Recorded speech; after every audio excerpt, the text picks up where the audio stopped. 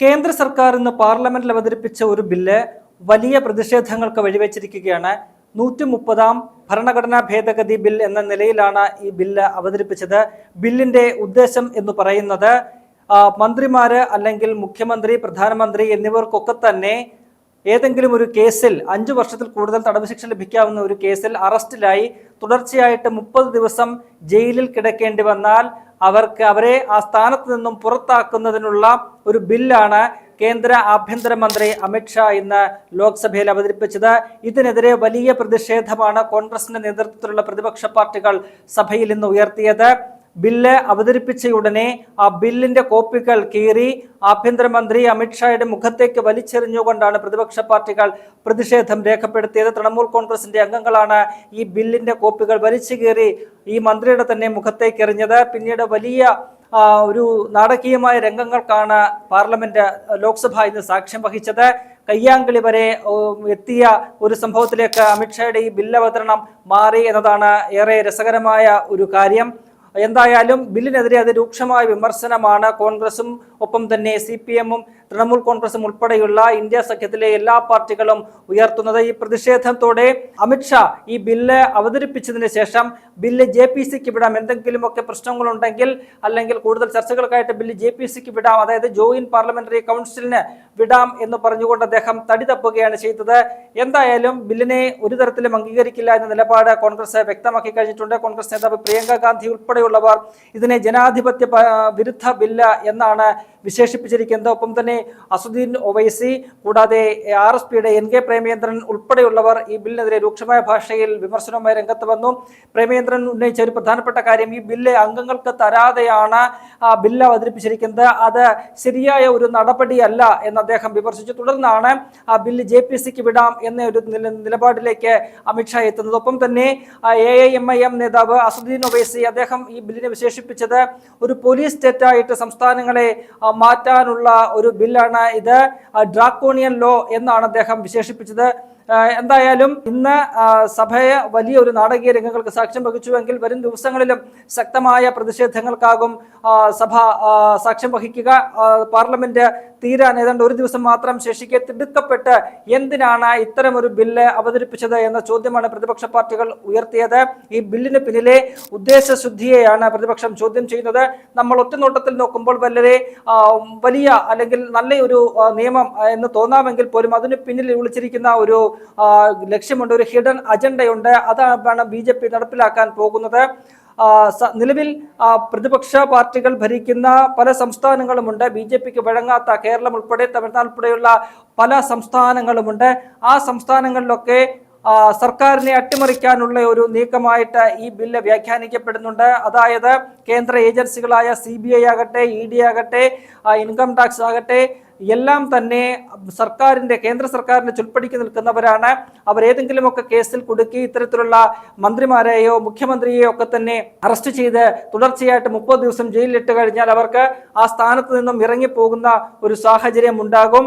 അവര് കേസിൽ കുറ്റമുക്തരാക്കി തിരികെ വന്നാൽ അവർക്ക് പിന്നീട് ഈ പദവിയിലേക്ക് തിരികെ വരാമെന്ന് പറയുന്നുണ്ടെങ്കിൽ പോലും അതൊക്കെ തന്നെ സംഭവിക്കാൻ സാധ്യതയുള്ള കാര്യങ്ങളല്ല.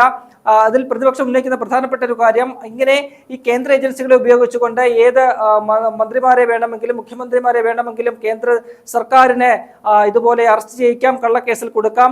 അങ്ങനെ തുടർച്ചയായിട്ട് 30-40 ദിവസം ഒക്കെ തന്നെ ഈ പറയുന്നത് പോലെ കസ്റ്റഡിയിൽ വെക്കാം, അറസ്റ്റ് ചെയ്ത് ജയിലിൽ അടയ്ക്കുകയൊക്കെ ചെയ്യാം.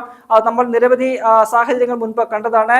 ദില്ലി മുഖ്യമന്ത്രി അരവിന്ദ് കെജ്രിവാൾ, നിരവധി മനീഷ് സിസോദിയ ഉൾപ്പെടെയുള്ള മന്ത്രിമാരെ, ഒപ്പം തന്നെ തമിഴ്നാട്ടിലെ ചില മന്ത്രിമാരെ ഉൾപ്പെടെയുള്ളവരെ ഈ പറയുന്ന കേന്ദ്ര ഏജൻസികൾ അറസ്റ്റ് ചെയ്യുകയും ജാമ്യം കിട്ടാത്ത വകുപ്പുകൾ ചുമത്തിക്കൊണ്ട് അവരെ തുടർച്ചയായിട്ട് ഈ ജയിലിൽ അടയ്ക്കുന്ന ഒരു കാഴ്ച നമ്മൾ കാണുകയുണ്ടായി. സമാനമായ രീതിയിൽ ഈ ബില്ല് വന്നു കഴിഞ്ഞാൽ ഇത്തരത്തിൽ പല മന്ത്രിമാരെയും മുഖ്യമന്ത്രിമാരെയും ഒക്കെ തന്നെ അറസ്റ്റ് ചെയ്യാനും അവരെ ഈ നിയമത്തിന് വിധേയമാക്കാനും ഒക്കെ തന്നെ കഴിയും. ഇതിൽ പറയുന്നത്, ഈ ബില്ലിൽ പറയുന്നത്, ഏതെങ്കിലും കേന്ദ്രമന്ത്രിമാർ ഇത്തരത്തിൽ അറസ്റ്റിലായി 30 ദിവസം തുടർച്ചയായിട്ട് ജയിലിൽ കഴിഞ്ഞാൽ ഈ പറയുന്നത് പോലെ പ്രധാനമന്ത്രി രാഷ്ട്രപതിക്ക് ശുപാർശ ചെയ്യണം ഈ മന്ത്രിയെ പുറത്താക്കാൻ. അദ്ദേഹം സ്വമേധയാ പുറത്താക്കാൻ തയ്യാറായില്ലെങ്കിൽ അദ്ദേഹത്തെ പുറത്താക്കാൻ ശുപാർശ ചെയ്യണം. ഇനിയിപ്പോൾ അദ്ദേഹത്തെ പുറത്താക്കിയില്ല അല്ലെങ്കിൽ അദ്ദേഹം സ്വയം പുറത്താകുന്നില്ല എങ്കിൽ 30 ദിവസം തുടർച്ചയായിട്ട് ജയിലിൽ കഴിഞ്ഞാൽ 31ാമത്തെ ദിവസം അദ്ദേഹം സ്വാഭാവികമായിട്ടും അയോഗ്യനാക്കപ്പെടും. അദ്ദേഹം രാജിവെച്ചില്ലെങ്കിൽ പോലും അദ്ദേഹം ആ സ്ഥാനത്ത് നിന്നും നീക്കം ചെയ്യപ്പെടും. ഇതാണ് ഈ ബില്ലിൽ പറയുന്നത്. ഒപ്പം തന്നെ സംസ്ഥാനത്തേക്ക് വരികയാണെങ്കിൽ ഓരോ സംസ്ഥാനങ്ങളിലെയും മന്ത്രിമാർ, സംസ്ഥാന മന്ത്രിസഭയിലെ മന്ത്രിമാരാണ് ഇതേപോലെ കേസിൽ ഉൾപ്പെട്ട് അല്ലെങ്കിൽ അറസ്റ്റിലായി ജയിലിൽ കഴിയുന്നതെങ്കിൽ മുഖ്യമന്ത്രി ഇതേപോലെ ഗവർണർക്ക് ശുപാർശ കൊടുക്കണം. അവര് അതിനനുസരിച്ച് രാജിവെക്കണം.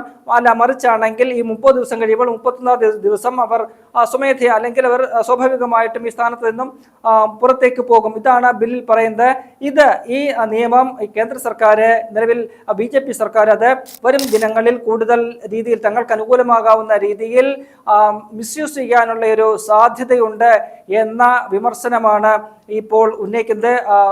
ഫെഡറൽ ജനാധിപത്യത്തിന് നേരെയുള്ള ഒരു കടന്നുകയറ്റമാണ്, പാർലമെന്ററി ജനാധിപത്യത്തെ തകർക്കുന്ന ഒരു നീക്കമാണ് ഈ പറയുന്നത് പോലെ അമിത്ഷായും നരേന്ദ്രമോദിയും ചേർന്ന് നടത്തുന്നത് എന്ന് കോൺഗ്രസ് ഉൾപ്പെടെ ആരോപിക്കുന്നു. ഈ ബില്ലിന്റെ അവതരണത്തിനിടയിൽ KC വേണുഗോപാൽ MP അദ്ദേഹം അമിത്ഷായുമായിട്ട് വലിയ രീതിയിലുള്ള ഒരു വാക്കേറ്റത്തിലേക്ക് പോവുകയും ഒക്കെ തന്നെ ചെയ്തു. കയ്യാങ്കളിയിലേക്ക് പോയി എന്നാണ് വാർത്തകളൊക്കെ തന്നെ പറയുന്നത്. അമിത്ഷായെ ഈ പറയുന്നത് പോലെ പ്രതിപക്ഷം കല്ലുകളുമായിട്ടെത്തി പേപ്പറിൽ കല്ല് പൊതിഞ്ഞുകൊണ്ട് വന്ന് അദ്ദേഹത്തെ ആക്രമിച്ചു എന്നൊക്കെയാണ് BJPയുടെ ഒരു നറേഷൻ. മറുവശത്ത് പ്രതിപക്ഷത്ത് നിന്നും ചില വനിതാ MP-മാർക്ക് ഒരു മന്ത്രി രവനീത് ബിട്ടു എന്ന് പറയുന്ന ഒരു മന്ത്രിയുടെ ആക്രമണത്തിൽ പരിക്കേറ്റു. അവർ ആ ആരോപണം ഉന്നയിച്ചപ്പോഴാണ് ഇത്തരത്തിൽ BJP തിരിച്ച് അമിത്ഷായ്ക്കെതിരെ ആക്രമണം ഉണ്ടായി എന്ന തരത്തിലുള്ള ഒരു പ്രചരണം നടത്തുന്നത്. ഈ വിഷയത്തിൽ ഇപ്പോൾ എന്തായാലും സ്പീക്കർ ഈ പറയുന്നത് പോലെ ഈ ആക്രമണം നടത്തിയവർക്കെതിരെ നടപടിയെടുക്കാനുള്ള നീക്കവുമായിട്ട് മുന്നോട്ട് പോകുന്നു എന്നാണ് മനസ്സിലാകുന്നത്. അങ്ങനെയെങ്കിൽ പ്രതിപക്ഷത്തെ പല MP-മാർക്കെതിരെയും ഈ ബില്ലിനെതിരെ പ്രതിഷേധിച്ച MP-മാർക്കെതിരെ ഒക്കെ തന്നെ ഒരു നടപടി വരാനുള്ള സാധ്യത നമുക്ക് തള്ളിക്കളയാനാകില്ല. മുൻപ് നമ്മൾ സമാനമായ രീതിയിലുള്ള സ്പീക്കറുടെ ഏകപക്ഷീയമായ നടപടി നമ്മൾ കണ്ടിട്ടുണ്ട്. സഭയിൽ എന്തെങ്കിലും ഒരു പ്രശ്നമുണ്ടായാൽ അതിൽ പ്രതിപക്ഷത്തെ MP-മാരെ മാത്രം തിരഞ്ഞു പിടിച്ചുകൊണ്ട് ശിക്ഷിക്കുന്ന അല്ലെങ്കിൽ അവരെ സസ്പെൻഡ് ചെയ്യുന്ന ഒരു നടപടിയാണ് സ്പീക്കർ ഓം ബിർള കാലാകാലങ്ങളായിട്ട് സ്വീകരിച്ചു പോകുന്നത്. അത് ഈ വിഷയത്തിലും ഉണ്ടാകാനുള്ള ഒരു സാധ്യത തള്ളിക്കളയാനാകില്ല. എങ്കിൽ പോലും ഏതൊക്കെ തരത്തിൽ ഭരണപക്ഷം ഇങ്ങനെ തങ്ങൾക്കെതിരായ നീക്കം നടത്തിയാലും സ്പീക്കർ ഉൾപ്പെടെ നീക്കം നടത്തിയാലും അതൊന്നും വകവയ്ക്കാതെ മുന്നോട്ട് പോവുക എന്നതാണ് പ്രതിപക്ഷത്തിന്റെ ഒരു ലൈൻ. ഇനിയിപ്പോൾ ഈ JPC-യിലേക്ക് പോയാൽ എന്താണ് സംഭവിക്കുക എന്നതാണ് ഏവരും ഉറ്റുനോക്കുന്നത്. പ്രത്യേകിച്ചൊന്നും സംഭവിക്കാനില്ല. JPC എന്ന് പറയുന്നത് ജോയിന്റ് പാർലമെന്ററി കൗൺസിലാണ്. പാർലമെന്റിലെ 2 സഭകളിലെയും ലോക്സഭയിലെയും രാജ്യസഭയിലെയും അംഗങ്ങൾ ഉൾപ്പെടുന്ന ഒരു അന്വേഷണ സമിതിയാണത്. അത് പ്രതിപക്ഷത്തെയും ഭരണപക്ഷത്തെയും അംഗങ്ങൾ വരും. എങ്കിൽ പോലും ആ സമിതിയിൽ ഭൂരിപക്ഷം ഉണ്ടാവുക ഭരണപക്ഷത്തിന് തന്നെയാണ്. ഭരണപക്ഷത്തിന്റെ ഒരു അംഗമായിരിക്കും JPC-യുടെ ചെയർമാനായിട്ട് വരിക. അങ്ങനെ ഈ ഭൂരിപക്ഷം ഉപയോഗിച്ചുകൊണ്ട് തന്നെ ഈ പറയുന്ന പോലെ ഈ JPC-യിൽ നടക്കുന്ന ചർച്ചകളിൽ അവർക്ക് മേധാവിത്വം നേടാൻ കഴിയും. ഇനിയിപ്പോൾ എന്തെങ്കിലും ഒരു തീരുമാനം എടുത്താൽ തന്നെ അത് ഒരു ശുപാർശ മാത്രമാണ് ഈ JPC സമർപ്പിക്കുക.